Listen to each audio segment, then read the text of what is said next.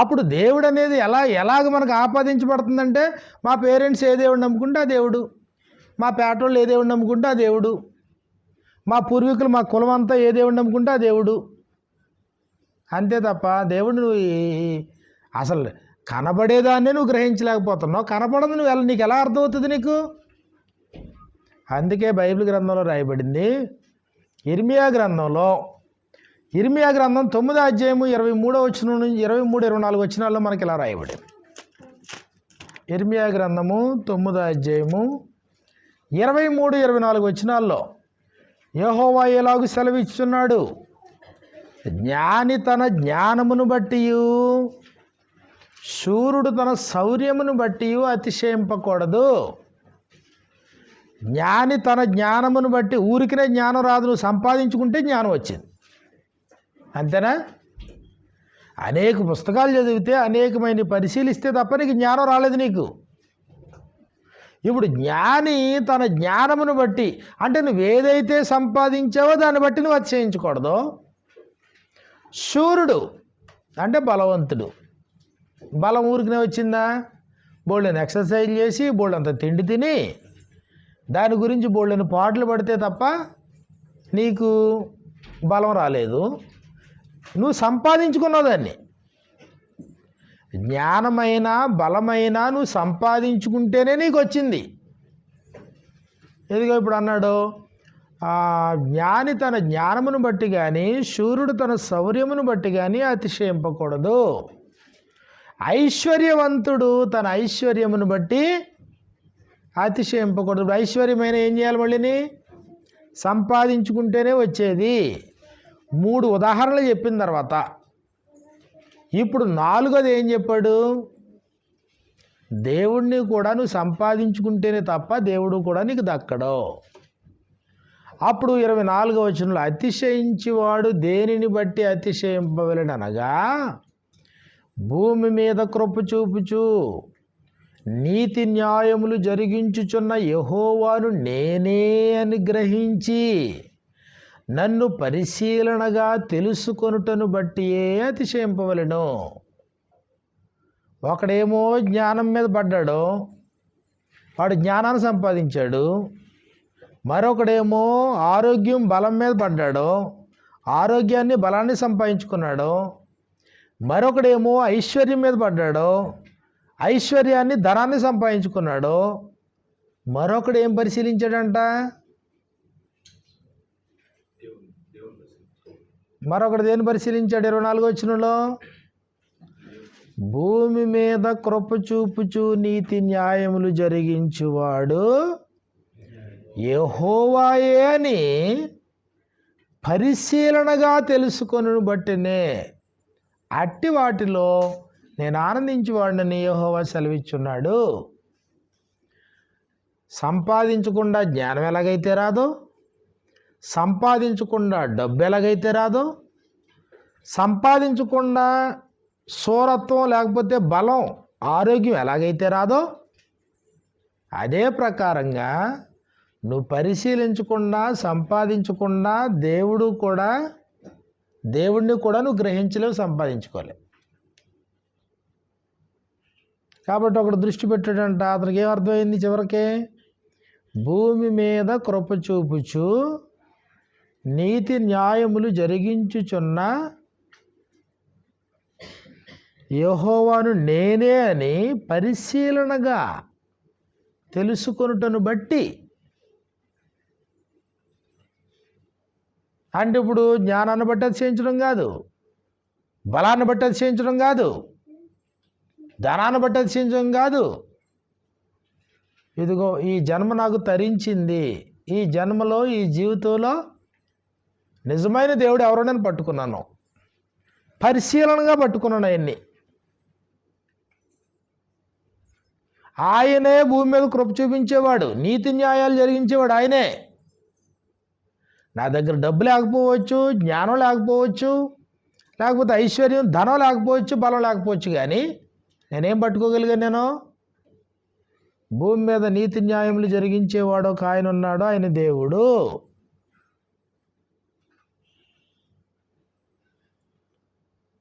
కాబట్టి ఈ ఈ ప్రయాసలో, ఈ పరిశీలనలో మనుషులు ఎంతవరకు ఉన్నారు?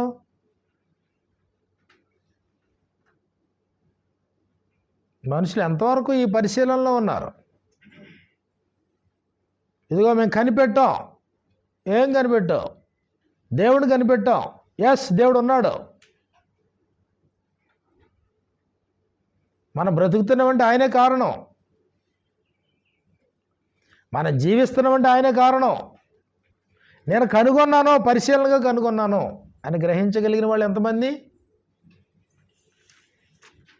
కాబట్టి అలా గ్రహించగలిగినటువంటి వారు లేరు.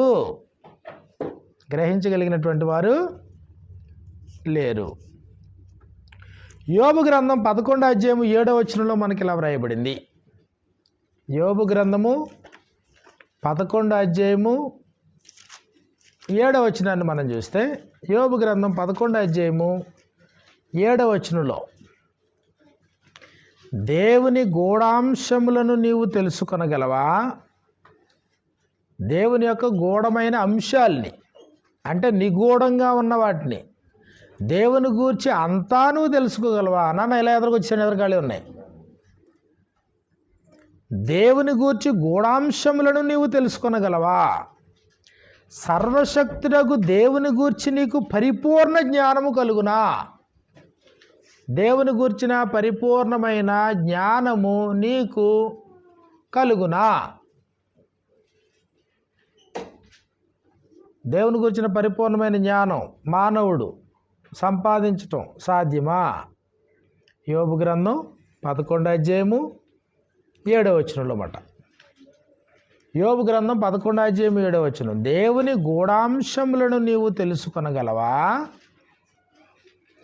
సర్వశక్తుడగు దేవుని గూర్చి నీకు పరిపూర్ణ జ్ఞానము కలుగునా? దేవుని గురించిన పరిపూర్ణమైన జ్ఞానం నీకు కలుగుతుందా? అది ఆకాశ వీధి అంత ఉన్నతమైనది, నీవేమి చేయుదువు? పాతాళము కంటే లోతుగా ఉన్నది, నీవేమి ఎరుగుదువు? దాని పరిమాణము భూమి కంటే అధికమైనది, దాని వెడల్పు సముద్రము కంటే అధికమైనది. కాబట్టి ఇప్పుడు దేవుని గూర్చినటువంటి గూఢమైన సంగతులు, సర్వశక్తుడైన దేవుని గూర్చిన పరిపూర్ణమైన జ్ఞానం ఒక మనిషి భూమి మీద ఉన్నప్పుడు సాధించటం, పరిపూర్ణమైన జ్ఞానం సాధించటం సాధ్యమా? లేదు. కంటికి కనబడే పదార్థాలను గురించే మనం పరిపూర్ణమైన జ్ఞానం సంపాదించలేకపోతున్నాం. ఈ జీవితం సరిపోవట్లేదు. కనపడిన దేవుని గురించి నువ్వు పరిపూర్ణమైన జ్ఞానం ఎక్కడ సంపాదిస్తావు? ఆ పరిపూర్ణమైన జ్ఞానం దాని వెడల్పు సముద్రం కంటే అధికమైంది అన్నాడు, భూమి యొక్క పరిమాణం కంటే అధికమైంది అన్నాడు. అంటే అపరిమితం దేవుని గూర్చి. మానవుడు పరిమితం, మానవుని జ్ఞానం పరిమితం, మానవుని ఆయుష్ పరిమితం, మానవుని యొక్క ప్రజ్ఞ పరిమితం, మానవుని యొక్క శక్తి పరిమితం. అన్నీ పరిమితం పరిమితం పరిమితం. దేవుని గూర్చి అపరిమితం అన్నిని. మరి అపరిమితమైన దేవుని గూర్చి పరిపూర్ణమైన జ్ఞానం సంపాదించగలమా? ఎవరికే సాధ్యం కాదు. కొన్ని సంగతులు ఆయన బయలుపాటు చేసుకుని, ఇదిగో నేను ఇలాంటి వాడిని, లేకపోతే నా శక్తి ఇలాంటిది అని ఆయన ఏమైనా కాస్త తెలియజేస్తే మనకు అర్థమైంది తప్ప, దేవుని గురించి పరిపూర్ణమైనటువంటి జ్ఞానం మనం సంపాదించడం ఎవరికీ సాధ్యం కాదు.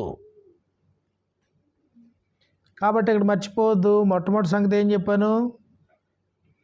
భూమి మీద కంటికి కనబడే దృశ్య పదార్థాలు, కంటికి కనబడే వాటిని పరిశీలించటానికే ఈ జీవితం సరిపోవట్లేదు. పోని దేవుని చేత ఈ లోకానికి పంపబడి కళ్ళకి కనబడినటువంటి యేసుప్రభు భూమి మీద నడియాడినప్పుడు ఆయన్ని అర్థం చేసుకోవడమే మనుషులకు అర్థం కాలేదు. మరి అదృశ్యుడైన వారిని అర్థం చేసుకోవడం అంత సులభమా? అదృశ్యుడైనటువంటి దేవుణ్ణి అర్థం చేసుకోవడం అంత సులభమా? కానీ ఇదిగో ఆయన అంటాడు, నువ్వు పరిశీలించకుండా, నువ్వు సంపాదించకుండా, నువ్వు లేకపోతే నువ్వు దాన్ని లోతుగా నువ్వు చూడకుండా దేవుణ్ణి ఎవ్వరూ కనుగొనలేరు. లేదండి మా తల్లిదండ్రులు నమ్ముకున్నారు కాబట్టి ఆటోమేటిక్గా మాకు దేవుడు వచ్చాడు, మా పూర్వీకులందరూ ఇదే దేవుడిని దేవతను పూజిస్తున్నారు కాబట్టి మాకు దేవుడు వచ్చాడంటే దేవుడు అలా దొరికేవాడు కాడు. నువ్వు పరిశీలించాలా, నువ్వు ఆలోచించాలా, అలాంటి తృష్ణ నీకు ఉండాల, అలాంటి కోరిక నీకు ఉండాల.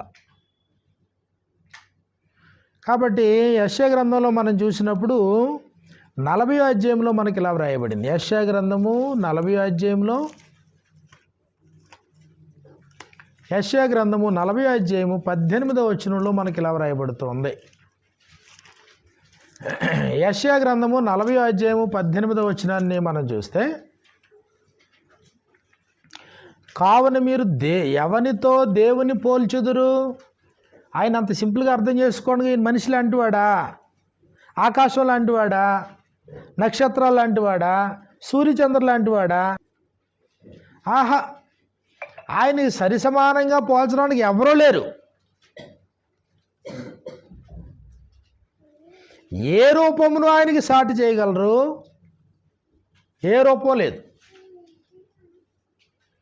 అపరిమితమైనటువంటి దేవుడు పరిమితమైనటువంటి మానవులకు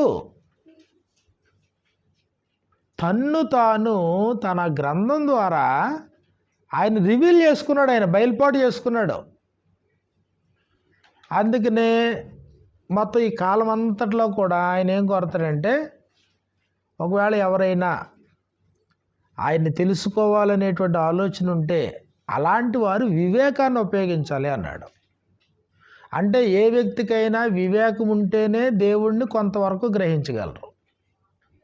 యోహాను రాసిన మొదటి పత్రికలో మనం చూసినప్పుడు, యోహాను రాసిన మొదటి పత్రిక 5వ అధ్యాయము 20వ వచనంలో మనకి ఇలా వ్రాయబడింది. యోహాను రాసిన మొదటి పత్రిక 5వ అధ్యాయము 20వ వచనంలో, మనము సత్యవంతుడైన వారిని ఎరగవలెనని. సత్యవంతుడు ఎవరో? దేవుడు. సత్యవంతుడైన వారిని ఎరగవలెనని దేవుని కుమారుడు వచ్చి, దేవుని కుమారుడు ఎవరు? యేసుక్రీస్తు వారు. సత్యవంతుడైనటువంటి దేవుని మనము ఎరగవలెనని ఆయన కుమారుడైన క్రీస్తు ప్రభు ఈ లోకానికి వచ్చి మనకు వివేకం అనుగ్రహించి ఉన్నాడని ఎరుగుదుము. ఇప్పుడు యేసు ప్రభు వివేకాన్ని అనుగ్రహించాడు. ఆయన దేవుణ్ణి బయలుపాటు చేయడానికి వచ్చాడు. వివేకం లేకుండా, వివేకాన్ని ఉపయోగించకుండా ఎవరో దేవుణ్ణి ఎరగలేరు. వివేకం అంటే ఏంటి? వివేకం ఇంగ్లీష్లో ఏం ఉపయోగించండి అన్నది? వివేకం తెలివి. వివేకం అంటే తెలివి, రీజనింగ్ ఎబిలిటీ. అంటే ఇది ఎందుకు కాదు, ఇది ఎందుకు, ఇది ఎలా మనకు మేలు, ఇది ఎలాగ మనకు కీడు, దీన్ని వివేచన అంటాం, తెలివి. ఇప్పుడు సత్యవంతుడైన వాడిని ఎరగాలంటే మనకేం కావాలి? ముందు రీజనింగ్ ఉండాలి. మన ముందు రీజనింగ్ ఉండాలన్నమాట మనకి.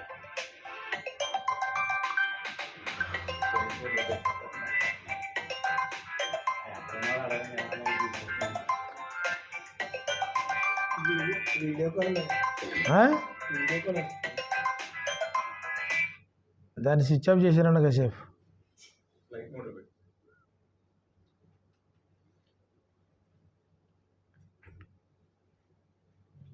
ఓకే, దాన్ని వదిలేసేయండి. అంటే ఇప్పుడు యేసుక్రీస్తు వారు భూమి మీదకి వచ్చారు. సత్యవంతుడైనటువంటి వారిని ఎరగడం కొరకు ఆయన వివేకాన్ని అనుగ్రహించాడంట మనుషుల్లో. పాత నిబంధనలో కూడా వివేకము కలిగి దేవుని వెదకువారు కలరేమో అని అన్నాడు. వివేకము కలిగి దేవుని వెతికేవారు. కీర్తనల గ్రంథంలో మనం చూసినప్పుడు కీర్తనల గ్రంథం 14 అధ్యాయంలో ఈ వివేకం లేనోడు ఏమంటాడంటే సింపుల్గాని ఆలోచించడు కాబట్టి దేవుడు లేడు అని అంటాడు. వాడు బుద్ధిహీనుడు అన్నాడు దేవుడు. కీర్తనల గ్రంథం 14 అధ్యాయంలో మనకి ఇలా వ్రాయబడింది. కీర్తనల గ్రంథము 14 అధ్యాయము 1వ వచనంలో దేవుడు లేడని బుద్ధిహీనులు తమ హృదయములలో అనుకొందురు. అంటే ఇప్పుడు వివేకం లేదు. అప్పుడు 2వ వచనంలో అన్నారు, వారు చెడిపోయిన వారు అసహ్య కార్యములు చేయుదురు, మేలు చేయువాడు లేడు, ఒకడును లేడు. వివేకము కలిగి 2వ వచనంలో 14:2 వివేకము కలిగి దేవునిని వెదకువారు కలరేమో అని యెహోవా ఆకాశము నుండి చూచి నరులను పరిశీలించెను. ఆకాశం నుండి చూచి నరులను పరిశీలించినాడంట. దేని కొరకు? ఎవరి కోసం? వివేకము కలిగి దేవుని వెదకువారు కలరేమో అని. వెదకాలి దేవుణ్ణి. వివేకము కలిగి దేవుణ్ణి వెతికేవారు కలరేమో. దేవుణ్ణి వెతకడం ఏంటి అసలని? పరిశీలనగా దేవుణ్ణి కనుక్కోవడం ఏంటి? కానీ ఈరోజు ఒక అమ్ముడు సరుకు కింద దేవుడు అందుబాటులో ఉన్నాడు మనుషులకి. హిందువులకే కాదు, క్రైస్తవులు అనబడిన వారికి కూడా అదే పరిస్థితి. నువ్వేమి వెతకో, ఏ రోజు వెతకో ఆయన గురించి, ఏ రోజు నువ్వు ఆయన గురించి పరిశీలించవు. ఏనాడో మీ నాన్న నమ్ముకున్నాడో ఆటోమేటిక్గా నువ్వు నమ్ముకుంటావు. మీ నాన్న ఏ దేవుడిని నమ్మితే నువ్వు అదే దేవుడిని నమ్ముతావు. మీ అమ్మ ఏ దేవుడిని నమ్మితే నువ్వు అదే దేవుడిని నమ్ముతావు. లేదా మీ కులం ఏ దేవుడిని నమ్ముకుంటే నువ్వు అదే దేవుడిని నమ్ముతావు. పరిశీలించావా? కనుగొన్నావా? వివేకంతో చూసావా? రీజనింగ్తో నువ్వు ఆలోచించావా దేవుణ్ణి? నిజమే ఈయనే దేవుడు అని నిర్ధారించుకున్నావా? ఆ వివేచనను ఉపయోగించిన వాళ్ళు ఏం చేస్తారంట? వాళ్ళు బుద్ధి లేని వాళ్ళు అన్నారు అసలు దేవుడే లేడు అంటారు సింపుల్గా. 1వ వచనంలో ఏం చెప్పాడంటే దేవుడు లేడని బుద్ధిహీనులు తమ హృదయములలో అనుకొందురు. వారు చెడిపోయిన వారు. రోమిలకు రాసిన పత్రిక 1వ అధ్యాయంలో వారు చెడిపోయిన వారు, బుద్ధిహీనతతో ఉన్నారో చెడిపోయారు అన్నాడు. చెడిపోయారు కాబట్టి దేవుడు లేడు అంటారు సింపుల్గా. వివేచన లేదు. ఇంకా వివేకంతో ఆలోచించి చెప్పే మాటలు కాదేవి. రామపత్రిక 1వ అధ్యాయం 18వ వచనంలో మనం చూస్తే దుర్నీతి చేత సత్యమును అడ్డగించు మనుషుల యొక్క సమస్త భక్తిహీనత మీదను దుర్నీతి మీదను, ఇదిగో భక్తిహీనత దుర్నీతి మీద దేవుని కోపం పరలోకము నుండి బయలుపరచబడుచున్నది. అప్పుడు 21వ వచనంలో అన్నాడు, మరీ వారు దేవుని ఎరిగి ఆయన దేవునిగా మహింపరచలేదు, కృతజ్ఞతాస్తుతులు చెల్లింపలేదు, వాదాలు పెట్టుకున్నారు, వ్యర్థులయ్యారు అన్నాడు. 23వ వచనంలో వారు అక్షయుడకు దేవుని యొక్క మహిమను క్షేమగు మనుషుల యొక్కయు పశువుల యొక్కయు చతుష్పద జంతువుల యొక్కయు పురుగుల యొక్కయు ప్రతిమ స్వరూపాలుగా దేవుని యొక్క రూపాన్ని మార్చారన్నాడు. అప్పుడు 25వ వచనంలో దేవుని సత్యాన్ని అసత్యానికి మార్చి సృష్టికర్తను బదులుగా సృష్టాన్ని పూజించి సేవించారు అన్నాడు. తర్వాత ఇంకా మన 26 మనం చూసినప్పుడు దేవుడు తుచ్చమైన అభిలాషలకు వారిని అప్పగించాడు. స్వాభావిక ధర్మాన్ని విడిచిపెట్టి స్వాభావిక విరుద్ధమైన ధర్మాన్ని వారు అనుసరిస్తున్నారు. 28వ వచనంలో మరి వారు తమ మనసులో దేవునికి చోటియనలకు పోయిరు గనుక చేయరాని కార్యములు చేయుటకు దేవుడు వారిని భ్రష్ట మనసుకు అప్పగించాడు. కాబట్టి ఇప్పుడు అక్కడ అన్నాడు చూసారా, దేవుడు లేడని బుద్ధిహీనులు తమ మనస్సులలో అనుకుంటా తమ హృదయాలు అనుకుంటారో వారు చెడిపోయిన వారు. చెడిపోయిన గుణాలన్నీ చెప్పుకొచ్చాడు ఇక్కడ. వారి తమ మనసులో దేవునికి చోటి నొల్లకపోయారు కనుక అది చేయరాని కార్యములు చేయుటకు దేవుడు భ్రష్ట మనసుకు వారిని అప్పగించాను. అట్టివారు సమస్తమైన దుర్నీతి చేతను, దుష్టత్వము చేతను, లోభము చేతను, ఈర్ష్య చేతను నిండుకొని మత్సరము, నరహత్య, కలహము, కపటం, వైరమని వాటితో నిండిన వారై కొండెగాండ్రులు, అపవాదకులు, దేవద్వేషులు, హింసకులు, అహంకారులు, బెంకములాడువారు, చెడ్డవాటిని కల్పించేవారు, తల్లిదండ్రులకు అవిధేయులు, అవివేకులు, మాట తప్పువారు, అనురాగరహితులు, నిర్దయులు, ఇట్టి కార్యములు అభ్యసించేవారు మరణమునకు తగిన వారు. వారు చెడిపోయినటువంటి వారు. కానీ మరి సృష్టించబడేటప్పటికి ఎలా ఉన్నారు? వాళ్ళు పుట్టేటప్పటికి ఎలా ఉన్నారు? దేవుని పోలిక కదా, దేవుని స్వరూపం కదా, ఆయన స్వభావాన్ని ఇచ్చాడు కదా దేవుడు. కానీ రాను ఎలా మారిపోయారు? చెడిపోయిన వారు. ఇప్పుడు చెడిపోయినాడు ఏమంటాడు సింపుల్గాని? వాడు తన ప్రవర్తన దిద్దుకోబడుతుందేమో అని చెప్పి సింపుల్గా దేవుడు లేడు అంటాడు. అంతే, అయిపోయింది. వారు చెడిపోయిన వారు. వివేకం లేదు, ఇంకా వివేకాన్ని ఉపయోగించరు. దేవుడు లేకుండా మనం ఎలా వచ్చాం? దేవుడు లేకుండా ప్రకృతి ఎలా వచ్చింది? దేవుడు లేకుండా అసలు మనం ఎలా బ్రతుకుతున్నాం? మరణించిన వారు అందరూ ఎక్కడికి వెళ్తున్నారు? మరి ఇంత ప్రపంచంలో ఇంత జనాభాకి, ఇన్ని ప్రాణులకి ఆహారం ఎక్కడి నుంచి అనుగ్రహించబడుతుంది? వివేకాన్ని కోల్పోయారు, సృష్టింపబడిన వాటిని ఆలోచించడం కోల్పోయారు. కాబట్టి ఎప్పుడైతే మనసు ఆలోచించడం మానేసిందో అప్పుడు సింపుల్గా ఏమంటారంటే దేవుడు లేడు. కారణం ఏంటంటే తమ జీవితాన్ని దిద్దుకోవాలా. తమ జీవితాన్ని దిద్దుకోవడం వారికి ఇష్టం లేదు. ఇంకా కొద్దిగా ఎక్స్ట్రాకి పోయి ఏమైనా మాట్లాడాలనుకోండి, ఆ కనపడని ఎవడో దేవుడు ఎందుకు మనకి? కనపడే తల్లిదండ్రులు ఉన్నారు కదా, ప్రత్యక్ష దైవాలు. తల్లిదండ్రుల కంటేనా? ఈ ప్రపంచంలో తల్లి కంటే ఎవరు ఎక్కువ నీకు? తండ్రి కంటే ఎవరు ఎక్కువ? అసలు నీకు జన్మనిచ్చిందే తల్లి, తండ్రి. వారు చెడిపోయిన వారు, వాస్తవాన్ని గ్రహించలేరు. కాబట్టి సింపుల్గా ఏమంటారు? కనపడే తల్లిదండ్రులను మించిన దైవాలు లేవు, తల్లిని మించిన దైవం లేదు. ఇంకాస్త ఎదరికెళ్తే తమ శరీరం యొక్క దురాశలను అనుసరించుకోవడానికి కేవలం ఇదిగో కంటికి కనబడే సూర్యుడు, లేకపోతే చంద్రుడు, లేకపోతే భూమి, లేకపోతే గాలి, లేకపోతే ఆకాశం, లేకపోతే ప్రకృతి. కంటికి కనబడే ఈ ప్రకృతి అంతా మనకు మేలు చేస్తుంది. ఈ ప్రకృతిలో నుంచి మనం పుట్టాం. చనిపోతే మళ్ళీ పంచభూతాల్లో మనం లయమైపోతాం. కాబట్టి ఈ ప్రకృతే దేవుడు, దేవత. చెడిపోయిన వారు వివేకం ఉపయోగించరు.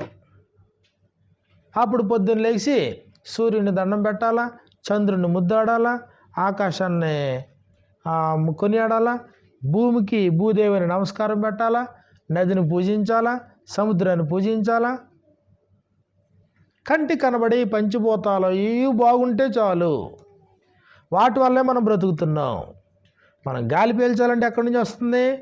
ఈ ప్రకృతి నుంచి. మన తిండి తినాలంటే ఎక్కడి నుంచి వస్తుంది? ఈ ప్రకృతి నుంచి.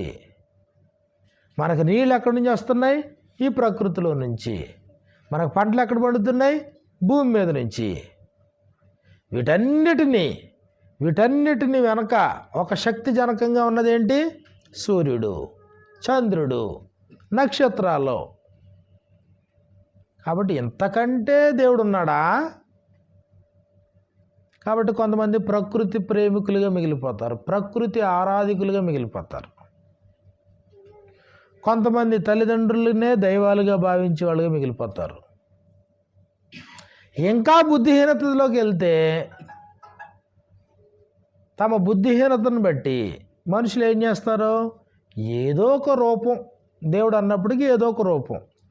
అది వినదని తెలుసు, మాట్లాడదని తెలుసు, అయినా కానీ ఏదో ఒక రూపాన్ని చేసుకుని బ్రతుకుతారు. కీర్తనల గ్రంథం 115వ కీర్తన మనం చూసినప్పుడు, కీర్తనల గ్రంథము 115వ కీర్తనలో మనకి ఇలా వ్రాయబడింది. కీర్తనల గ్రంథము 115వ కీర్తనలో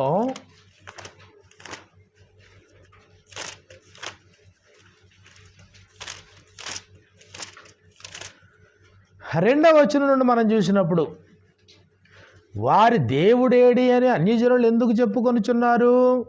మా దేవుడు ఆకాశమందున్నాడు, తనకిచ్చి వచ్చినట్లుగా సమస్తమును ఆయన చేయుచున్నాడు. వారి విగ్రహములు 4వ వచనంలో విగ్రహారాధికులు పెట్టుకునేటువంటి విగ్రహాలు, వారి విగ్రహములు వెండి బంగారువి, అవి మనుషుల చేతి పనులు, వాటికి నోరుండియు పలకవు. నోరుందా అంటే నోరుందే, పలుకుతుందా బొమ్మ? నువ్వు వెండితో చేసుకున్నా, బంగారంతో చేసుకున్నా, పంచలోహాలతో చేసుకున్నా, నువ్వు ఏ రూపంలో నువ్వు బొమ్మ చేసుకున్నా బొమ్మ పలుకుతుందా?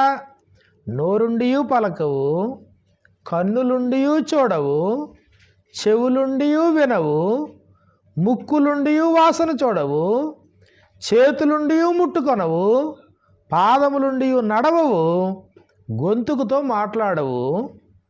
వాటిని చేయువారును వాటి యందు నమ్మిక ఇంచువారందరూ వాటి వంటి వారే. అంటే అర్థం ఏంటి? వివేకము లేని వారే. అంటే దాని అర్థం ఏంటి? బుద్ధి శూన్యులే. కళ్ళు ఉన్నాయి, మాట్లాడదు. మరి కళ్ళు ఎందుకు పెట్టావు నువ్వు? చెవులు ఉన్నాయి, వినవు. మరి చెవులు ఎందుకు పెట్టావు? నోరు ఉంది, మాట్లాడదు. ఎందుకు నోరు పెట్టావు? పాదాలుండి నడవు, ఎందుకు పాదాలు పెట్టావు మరి ఆ బొమ్మకి? కాబట్టి దేర్ఫోర్ ఫైనల్గా ఏం తేల్చాడు ఆయన? 8వ వచనంలో వాటిని చేయువారును వాటి యందు నమ్మిక ఇంచు వారందరూ వాటి వంటి వారే. వీళ్ళు కూడా బుద్ధిహీనులే. కాబట్టి దేవుడు ఆకాశం నుండి నరులను పరిశీలిస్తున్నాడు. దేని కొరకు? వివేకము కలిగి దేవుని వెదికేవారు ఉన్నారా? నిజమైన దేవుడు ఎవరైనా తెలుసుకోవాలనే ఆసక్తి కలిగిన వారు ఉన్నారా? దానికి వివేకం తోడు చేయాలా. బుద్ధిహీనతతో దేవుడిని నమ్మకూడదు, అజ్ఞానంతో దేవుడిని నమ్మకూడదు. వివేకాన్ని జోడించాలన్నమాట. వివేకం. పాము కనబడింది, వెంటనే పారిపోవాలా, లేకపోతే తిరగబడి కొట్టాలా. ఆ వివేకం ఉపయోగిస్తే బుద్ధిహీనత అయితే వెళ్ళిపోతారన్నమాట. లేదు, ఇదిగో ఈ మార్గం బాగలేదు, ఈ రోడ్డు అంతా ముళ్ళ తప్పులు ఉన్నాయి, వివేకం కలిగిన వాడు డైవర్ట్ అవుతాడు అక్కడి నుంచి. అరే బాగలేదు కదా ఈ రోడ్డు, ఎందుకు ఇలా వెళ్ళడం, ఎందుకు మానుకుంటాడు. వివేకం, రీజనింగ్ మాట. What to do, why to do, what not to do, ఎందుకు చేయాలా, ఎలా చేయాలా, చేయొచ్చా లేదా, ఇది మేలా కీడా, ఇది రీజనింగ్ అంటేనే. వివేకి అంటే రీజనబుల్గా ఆలోచిస్తాడనమాట, హేతుబద్ధంగా ఆలోచిస్తాడు. అవివేక్ ఏం చేస్తాడు? అజ్ఞానంతో వాళ్ళ ఫ్రెండ్స్ ఏది నమ్ముకుంటే అదే దేవుడు, వాళ్ళ ఇంట్లో వాళ్ళు ఏది నమ్ముకుంటే అదే దేవుడు, మెజారిటీ సమాజంలో ఉండే ప్రజలు ఎవరు నమ్ముకుంటే వాళ్ళే దేవుడు. కాబట్టి ప్రపంచంలో ఉన్నటువంటి మానవ జాతికి దేవుడు ఎలా పరిచయం అవుతున్నాడంటే అజ్ఞానంగా, బుద్ధిహీనతతో, అవివేకంతో, లేకపోతే చెడిపోయినటువంటి మనసు కలిగి ఆ మార్గాన్ని విడిచిపెట్టలేక, అదృశ్యమైన దాన్ని చూడలేక, పరిశీలనగా గ్రహించలేక. ఇర్మియా గ్రంథంలో అంటాడు, నిజంగా నీకు తెలుసుకోవాలి, అసలు దేవుడు నిజమైన సత్యదేవుడు ఎవరో తెలుసుకోవాలంటే తపన నీకుంటే గ్యారంటీగా ఆయన ప్రత్యక్షమవుతాడు అన్నాడు. ఇర్మియా గ్రంథాన్ని మనం చూసినప్పుడు ఇర్మియా గ్రంథము 29వ అధ్యాయంలో మనకి ఇలా వ్రాయబడింది. ఎవరైనా ఒకరు చదవండి. ఇర్మియా గ్రంథము 29వ అధ్యాయము 13వ వచనంలో మనకి ఇలా వ్రాయబడింది. ఇర్మియా 29:13 మీరు నన్ను వెదకిన ఎడలా. ఈ మాట చదువుతుంటేనే ఒక ఆశ్చర్యంగా ఉంటుందన్నమాట. దేవుణ్ణి వెతకడం ఏంటి? మీరు నన్ను వెతకిన ఎడలా అంటే వెతికిన వాడికే దొరుకుతాడా? తండ్రి వెతికితే తండ్రికి, తల్లి వెతికితే తల్లికి, పిల్లోడు వెతికితే పిల్లోడికి, ఎవరు వెతికితే వాళ్ళకే, అంతే. మీరు నన్ను వెతకిన ఎడల పూర్ణ మనస్సుతో నన్ను గూర్చి విచారణ చేయునెడల. పూర్ణమైన మనసుతో అంటే పరిపూర్ణంగా, హార్ట్ఫుల్గా, పూర్ణ మనసుతో నన్ను గూర్చి విచారణ చేయునెడల అంటే ఎంక్వైరీ చేయడం అన్నమాట. ఆయన గురించి పరిశీలించడం, టెస్టింగ్ చేయడం. లేకపోతే ఆయన గురించి రీసెర్చ్ చేయడం. దేవుడు ఎవరో, ఎవరు కాదు, ఏది దేవుడు కాదు అనేటువంటి ఆలోచన కలిగి ఉండడం, వివేకం కలిగి ఉండడం. ఒకవేళ మీరు నన్ను వెతికిన యెడల, పూర్ణ మనస్సుతో నన్ను గురించి విచారణ చేయని యెడల మీరు నన్ను కనుగొందురు. మరి ఇప్పుడు ఆ ఆలోచన లేకపోతే నువ్వు ఎప్పటికీ ఆయన కనుగోలేవు. కాబట్టి అంటావు యెహోవాయే మా దేవుడు అంటావు, లేదా యేసుప్రభు మా దేవుడు అంటావు, అంతే.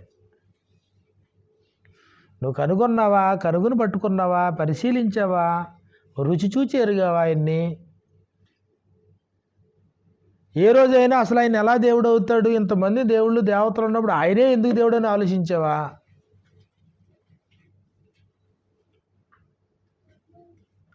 కాబట్టి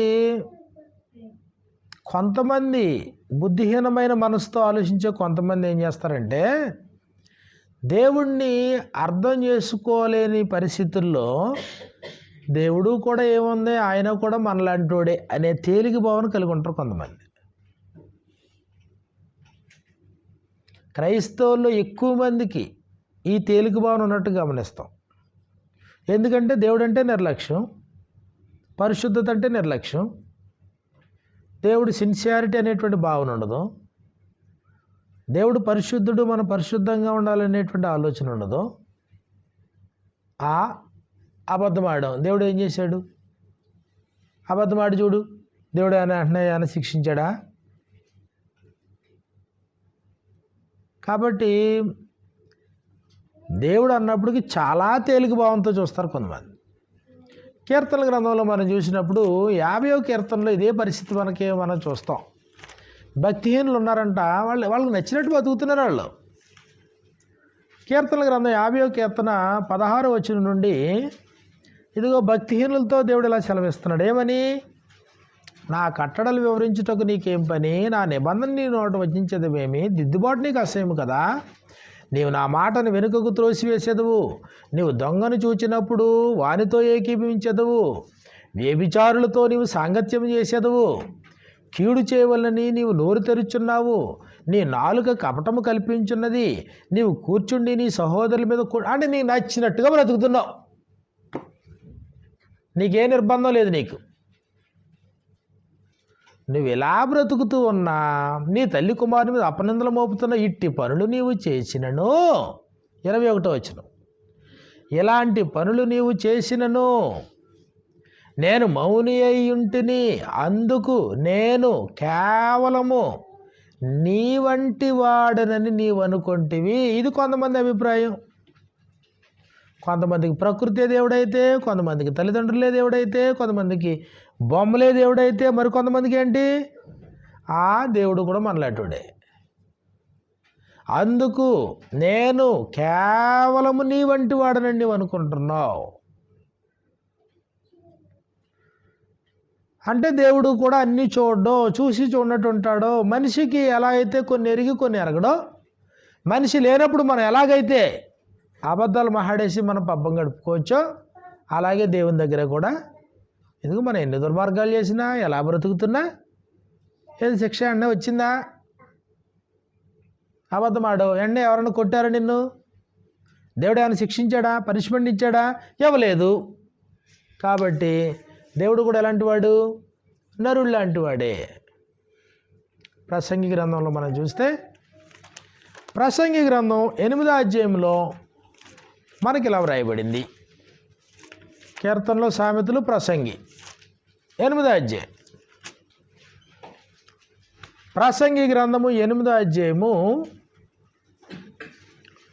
11వ వచనం నుండి మనం చూసినప్పుడు, 11 నుండి దుష్క్రియకు తగిన శిక్ష శీఘ్రముగా కలుగకపోవుట చూచి, దుష్క్రియ చెడ్డ క్రియ, చెడ్డ పనులు, దుష్క్రియకు తగినటువంటి శిక్ష అంట వెంటనే రావట్లేదంట. మరి దీని ప్రభావం ఏమైంది? మనుషులు భయాన్ని విడిచిపెట్టారు, శిక్ష వెంటనే రావట్లేదు కాబట్టి హృదయపూర్వకముగా దుష్క్రియలు చేయుదురు. దుష్క్రియ చేసావు, శిక్ష వెంటనే రాలేదు, కాబట్టి ఉన్న భయం కాస్త పోయింది. మళ్ళీ ఏం చేస్తున్నావు? దుష్క్రియను హృదయపూర్వకముగా చేయుదురు. కాబట్టి పాపాత్ములు 100 మార్లు దుష్కార్యము చేసి దీర్ఘాయుష్మంతులైనను దేవుని యందు భయభక్తులు కలిగి ఆయన సన్నిధిని భయపడి వారు క్షేమముగా నుందురనియు, భక్తిహీనులు దేవుని సన్నిధిని భయపడరు కనుక వారికి క్షేమము కలగదనియు, వారు నీడ వంటి దీర్ఘాయువు పొందకపోదురనియు నేను ఎరుగుదును అన్నాడు. కానీ కొంతమంది పరిస్థితి ఏంటన్నప్పటికీ, దుష్క్రియ చేసావు, శిక్ష వెంటనే రాలేదు, కాబట్టి నీలో భయాన్ని విడిచిపెట్టావు. భయాన్ని విడిచిపెట్టి ఏం చేసావు? మళ్ళీ దుష్క్రియలు చేయడానికి ప్రారంభించావు. అంటే దేవుడు నరుడు లాంటివాడు, నా లాంటివాడు. ఆఫీస్కి లేటుగా అడిగారు, 50 ఎందుకు లేట్ అయిందని అడిగారు. వెంటనే నువ్వేం చెప్తున్నావు? నువ్వు ఏదో ఒకటి చెప్పు, ఏదో ఒక చాకు చెప్పు. ఏదో చాకు చెప్పినప్పుడు అతను నమ్మేశాడు. అలాగే దేవుని దగ్గర ఏదో ఒకటి చెప్పేయచ్చు, ఏదో ఒక చాకు చెప్పేయచ్చు. దేవుడు కూడా మనలాంటి వాడే, శిక్షించడం. మరి అప్పుడు ఇంకా నిర్భయంగా మనుషులు దిగజారేటువంటి పరిస్థితి ఉంది. అయితే ఒకటి మర్చిపోవద్దు, భూమి మీద ఉన్నప్పుడు మనం అన్నీ సంపాదించుకుంటున్నాం. జ్ఞానాన్ని సంపాదిస్తున్నాడు ఒకడు, బలాన్ని సంపాదిస్తున్నాడు ఒకడు, ఐశ్వర్యాన్ని సంపాదిస్తున్నాడు ఒకడు, దేవుణ్ణి సంపాదించుకుంటున్నాడు మరొకడు. ఆయన అన్నాడు, జ్ఞానం సంపాదించుకున్న నీవు జ్ఞానాన్ని బట్టి చేయించవద్దు, బలాన్ని సంపాదించుకున్న నువ్వు సంపాదించుకున్న బలాన్ని బట్టి చేయించవద్దు, ధనాన్ని సంపాదించుకున్న నువ్వు సంపాదించుకున్న ధనాన్ని బట్టి చేయించవద్దు. అతిశయించేవాడు ఎవడైనా ఉంటే దేని బట్టి చేయించాలన్నాడు? భూమి మీద కృప చూపుచు నీతి న్యాయములు జరిగించుచున్న యెహోవాను నేనే. అంతకంటే గొప్పడు భూమి మీద ఇంకెవడో లేడు.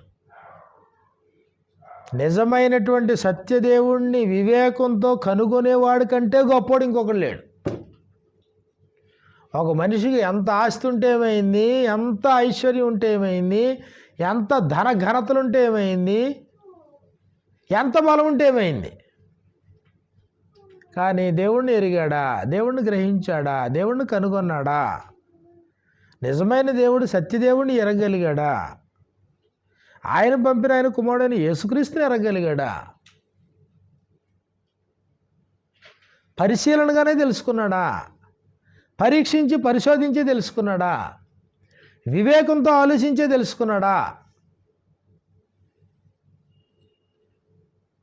అతనికంటే గొప్పడు ఇంకెవడూ లేడు. అది బైబిల్ గ్రంథం చెప్పే సత్యం.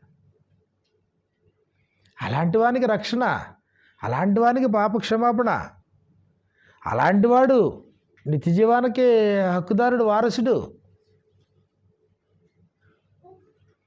యేసుప్రభు భూమి మీదకి వచ్చిన కాలంలో కనపడే యేసుప్రభునే అర్థం చేసుకోలేకపోయారు. ఇంకా కనపడిన దేవుడిని ఎక్కడ అర్థం చేసుకుంటారు వాళ్ళు? ఆయన వెళ్ళాడు, లోకంలోకి వెళ్ళాడు, వెలుగు లోకంలోకి వచ్చింది అన్నాడు. గ్రహించగలిగారా? యేసుప్రభుని అర్థం చేసుకోగలిగారా? స్వకీయుల దగ్గరికి వెళ్తే స్వకీయులకి అర్థం కాలేదు, లోకంలోకి వెళ్తే లోకానికి అర్థం కాలేదు.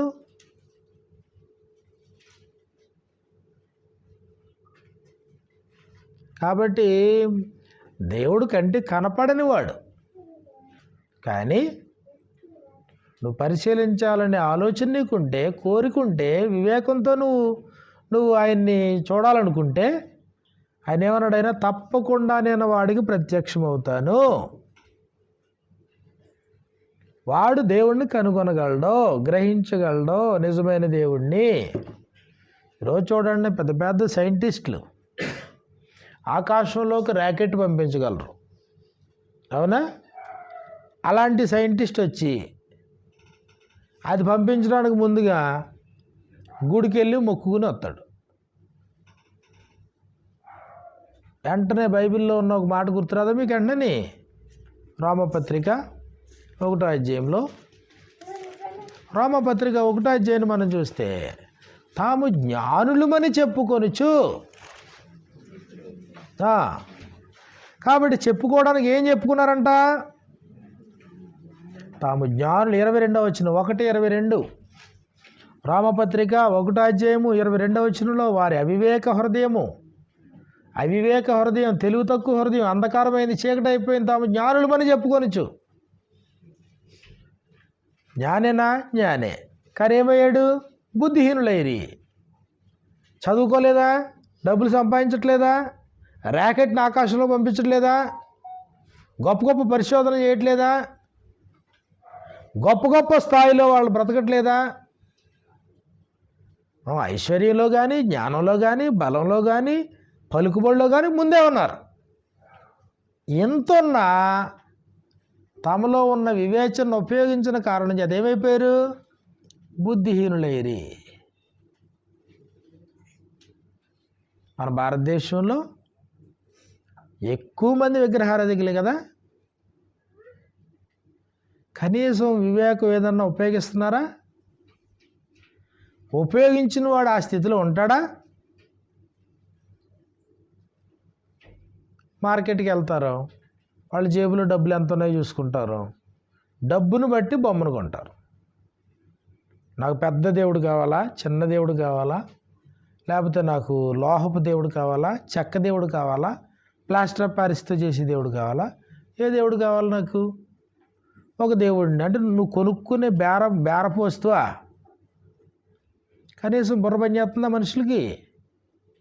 ఒక దేవుడిని తెచ్చుకొని వాళ్ళు కట్టుకున్న ఇంట్లో ఒక చిన్న గది, ఒక చిన్న రూము,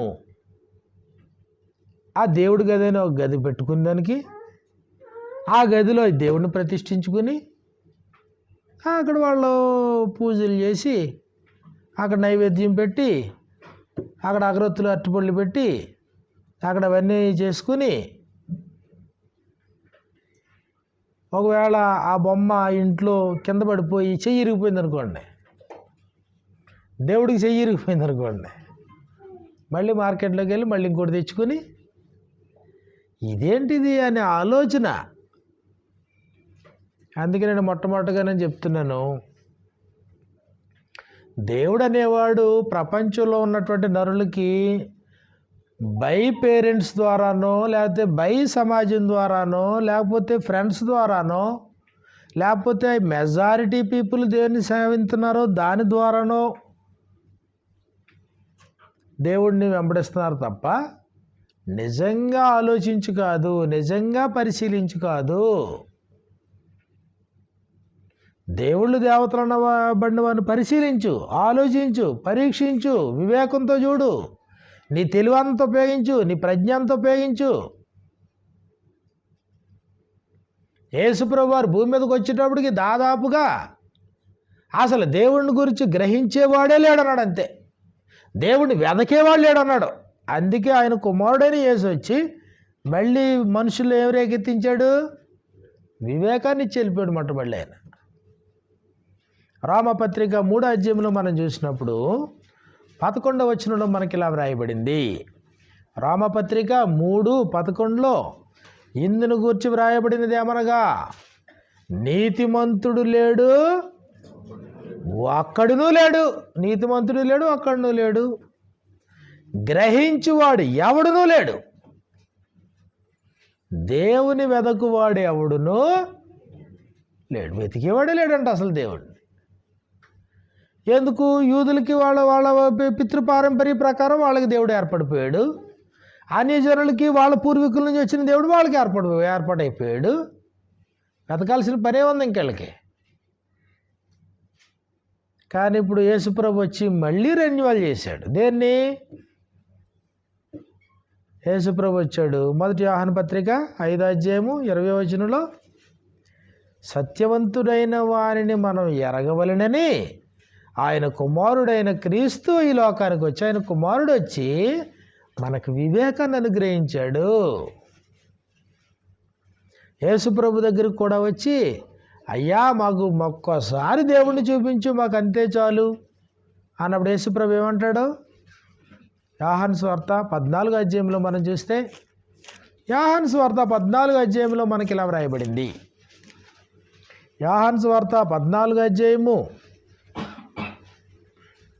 8వ వచనంలో, అప్పుడు ఫిలిప్పు, ప్రభువా తండ్రిని మాకు కనపరచుము, మాకు అంతే చాలుననగా, యేసు ఫిలిప్పు, నేనింతకాలము మీ మధ్యనున్నా మీరు నన్ను ఎరగకుందురా?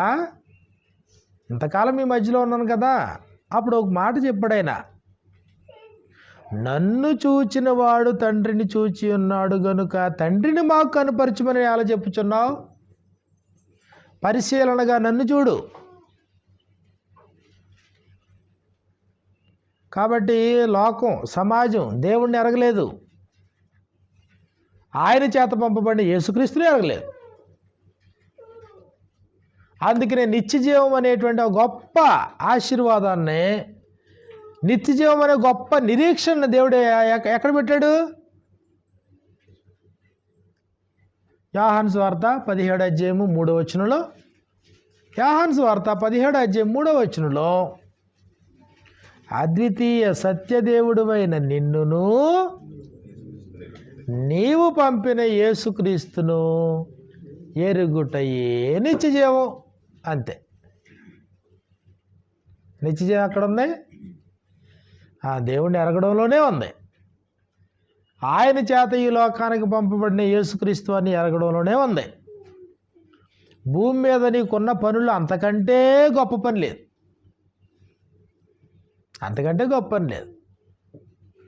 యేసు ప్రభు గ్రామానికి పోయినప్పుడు, ఇదిగో మరి ఇంట్లోకి పోయినప్పుడు మరే కూర్చుంది, శ్రద్ధతో వెతుకుతుంది. యేసు ప్రభు మార్త ఏమన్నాడు? మార్తా మార్తా, నీవు అనేకమైన పనులను గూర్చి విచారము కలిగి తొందరపడుతున్నావు, అవసరమైంది ఒక్కటే, మరి ఉత్తమమైన దానిని ఏర్పరచుకొనెను. దేవుణ్ణి వెతకటం కంటే గొప్ప పని లేదు. ఆయన చేత పంపబడిన యేసుక్రీస్తు వారిని ఎరగడం కంటే గొప్ప పని లేదు. దేవుణ్ణి ఎరిగితే దేవుని సంకల్పాన్ని ఎరుగుతాం, దేవుని యొక్క చిత్తాన్ని ఎరుగుతాం, అసలు ఆయన నీ నుంచి ఏం ఆశిస్తున్నాడో ఎరుగుతాం. అది లేనప్పుడు ప్రయోజనం ఏముంటుంది? ఎలాంటి ప్రయోజనం ఉండదు. కాబట్టి మొట్టమొదటిగా పరిశీలించుకోండి, నిజంగా నేను దేవుని పరిశీలనలో ఉన్నానా? జ్ఞానాన్ని సంపాదించుకున్నాను, కోర్స్ చదువుతున్నాను, కష్టపడుతున్నాను, మార్కులు వస్తున్నాయి, ఇవన్నీ బాగానే ఉన్నాయి. రోజు రోజుకి బలవంతమైన ఆహారం తీసుకుంటున్నాను. పాలు తాగే దశలో నుంచి చక్కగా ఇదిగో బలమైన ఆహారం తీసుకునే దశకి వెళ్ళాను, బలాన్ని సంపాదించుకుంటున్నాను. 4 రోజులు పోతే ఐశ్వర్యాన్ని కూడా సంపాదించుకుంటాను, ఏదో ఒక ఉద్యోగం చేసుకుంటాను, వ్యాపారం చేసుకుంటాను. మరి దేవుణ్ణి సంపాదించటమో, వ్యక్తిగత శ్రద్ధ లేకుండా, వ్యక్తిగత తపన లేకుండా, వ్యక్తిగత ఆలోచన లేకుండా, ఎప్పుడు ఏదో గుడికి మేకపోతున్న తోలుకెళ్ళినట్టుగా వెనకాల ఉండి పేరెంట్స్ నడు నడు నడు నడు నడు నడు అంటే ఇసుక్కుంటా, అది పరిస్థితి. మరి నీ అంతటి నువ్వు తీసుకుని బైబిల్ చదివేది ఎప్పుడు? నీ అంతటి నువ్వు దాన్ని పరిశీలించేది ఎప్పుడు? నీ అంతటి నువ్వు దేవుణ్ణి గ్రహించి ప్రార్థన చేసుకునేది ఎప్పుడు? నీ అంతటి నువ్వు వెనకాల ఎవరి ప్రోద్బలం లేకుండా నీ పాపక్షమాపణ కొరకు రక్షణ పొందేది ఎప్పుడు? ఏముంటలేదు, అంత యాక్సిడెంటల్, అంతే. జీవితంలో ఒక పని అయిపోతుంది. కాబట్టి చాలామందికి ఏంటంటే దేవుడిని నమ్ముకోవడం జీవితంలో పని, ఒక సెక్షన్ అది. బాప్తిసం పొందడం అదొక పని, అది అలా కాదు. ఇదేదో అలా సర్టిఫికేట్ పుచ్చుకునేది కాదు. ఇది నువ్వు కంఠస్థ వాక్యాలు చేసేసి నువ్వు మార్కులు సంపాదించేసుకుని 90 లేకపోతే 95 లేకపోతే 100% స్కోర్ చేసేది కాదు. ఇది శాశ్వతమైన నిత్య జీవానికి పునాది వేసుకుని నీ అంతటి నువ్వు శ్రద్ధ వహించి పరిశీలనగా దైవికమైనటువంటి సంగతులను విచారించి, ఇది సహేతుకుమా, ఇది నాకు అవసరమా, అని నువ్వు పరిశీలించుకుని నువ్వు వెంబడించేది ఇది.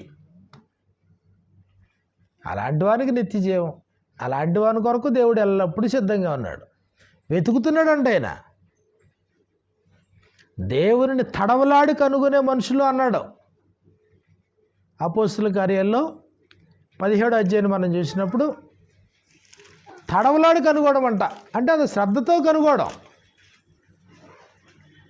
17వ అధ్యాయము 26వ వచనంలో మనకి ఇలా వ్రాయబడింది, మరియు యావత్ భూమి మీద కాపురముండుటకు ఆయన ఒకరి నుండి ప్రతి జాతి మనుషులను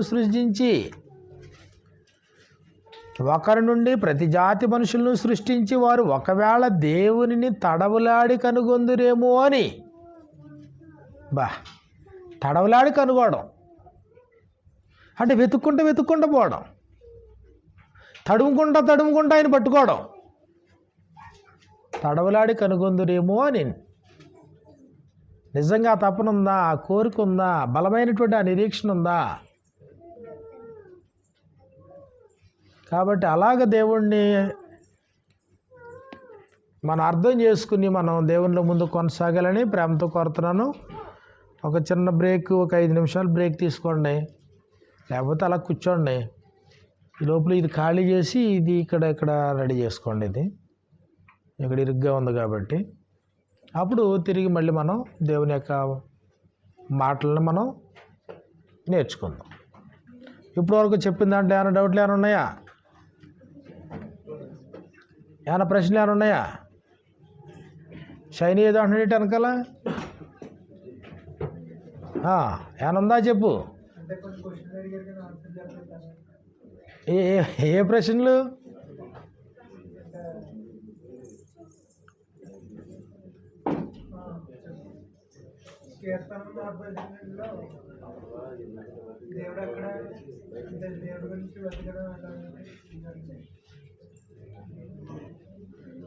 దేవుడు వెతకడం ఎలాగా?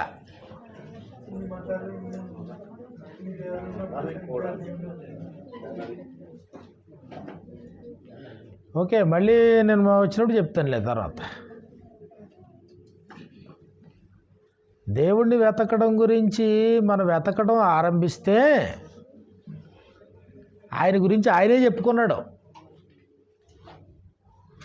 దేవుణ్ణి వెతకడం ఆరంభించినాడు కంపల్సరీ గ్రంథం దగ్గరికి రావాలి.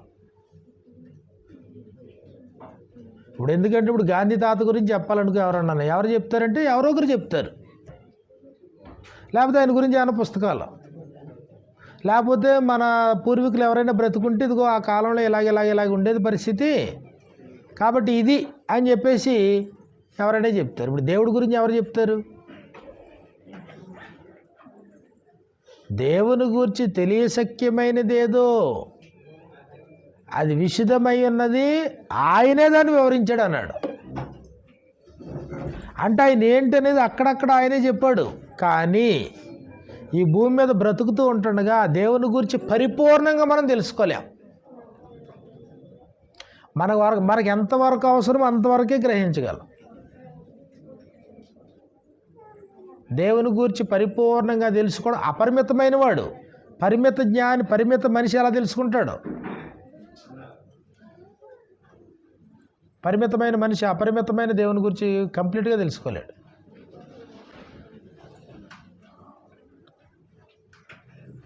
ఓకే, చిన్న బ్రేక్ తీసుకోండి.